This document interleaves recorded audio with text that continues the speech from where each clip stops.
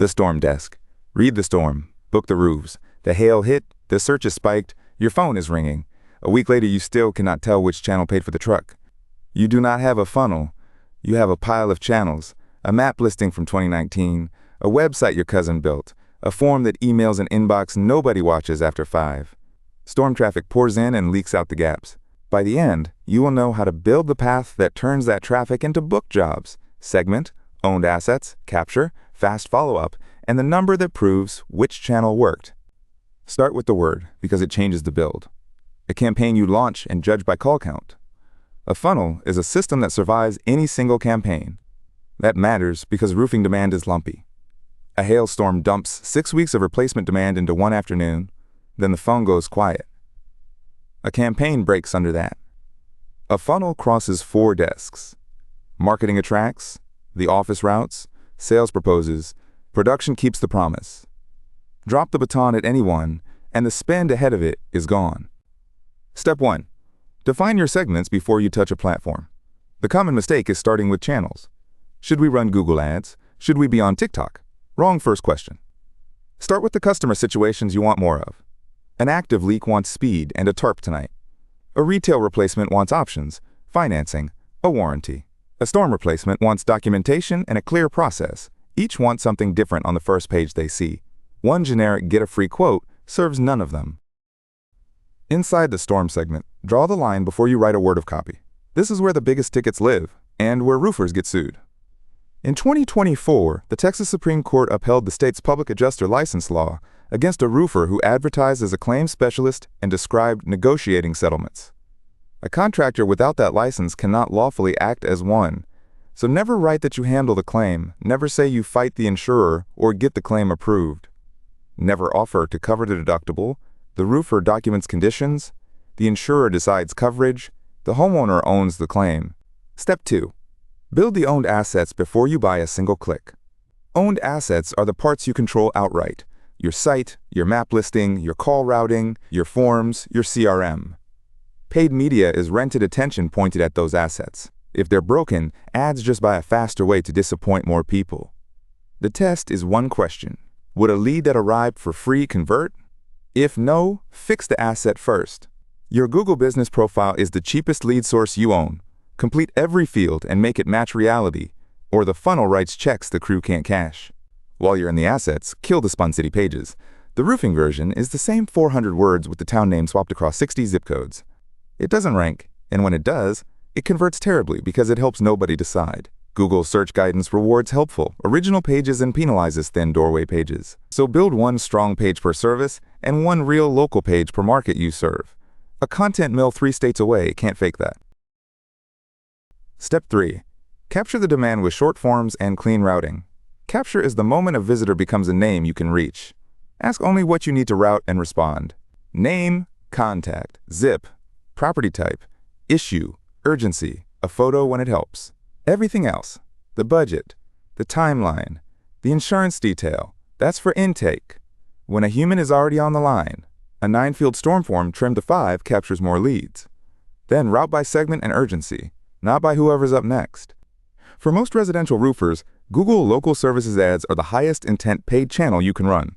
They sit above the search ads and charge per lead, not per click. And they changed. As of October 2025, Google folded the old guaranteed, screened, and verified badges into one verified blue checkmark, earned after background, license, and insurance checks. Here is the catch. Google scores you partly on how fast you answer. If your phone goes to voicemail, you are paying for leads and training the algorithm to send fewer. Step 4. Qualify and follow up fast, without breaking trust. This is where roofing companies leak the most money, and it is almost never cleverness. It is speed. The MIT and Inside Sales lead response study found that contacting a web lead within 5 minutes instead of 30 made you roughly 21 times more likely to qualify it. The Harvard Business Review audit found the average first response took 42 hours, and nearly a quarter never responded at all. So auto-acknowledge instantly, then call within 5 minutes. Never let a lead sit without an owner. More roofing money dies on the phone than anywhere else in the funnel. You spent real dollars to make it ring, then a rushed answer sends the caller to the next contractor on the list. The phone is your highest leverage handoff, and it is a training problem, not a marketing one. Keep a simple frame by the desk. Greet, Find the situation, triage urgency, capture the routing facts, log the source. And for any insurance question, one line. We document everything with photos so you can file with confidence and your insurer decides coverage. Reviews are part of the funnel, and the legal floor moved under your feet. The FTC's rule banning fake reviews took effect in October 2024, and it carries civil penalties. It bans fabricated reviews, reviews from people with no real experience, and suppressing reviewers to bury bad feedback. Review gating, where you send happy customers to Google and unhappy ones to a private complaint form, is exactly the suppression the rule targets. So ask every customer, not only the happy ones. Answer the bad ones in public. Build the ask into closeout. Here is the stage most marketing models skip and where the cheapest revenue lives. Retention and reactivation. Every dollar at the top of the funnel buys a stranger. This stage buys nothing because the relationship already exists. The roof you replaced 8 years ago is a future tear-off. The storm estimate you lost in 2023 is a warm prospect the day the next hail crosses that zip. A postcard to a list you own costs a fraction of a paid search lead, and they trust you because you have stood on their roof. Reactivation works only when it is targeted. Step 5. Measure the whole funnel to job and margin, not to clicks. A dashboard full of impressions tells you nothing about whether the funnel works. The measurements that matter live at the handoffs, because that is where leads die. Build a one-page monthly review, 1 row per source. Spend. Inquiries. Response time. Booked inspections. Proposals. Sold jobs. Gross margin. Lost reasons. The goal is to find the 1-week handoff. Plenty of calls but few bookings means response speed, not ad spend. Here is where RoofPredict fits, and where it does not. The reactivation stage only pays if it is targeted, and that is the hard part.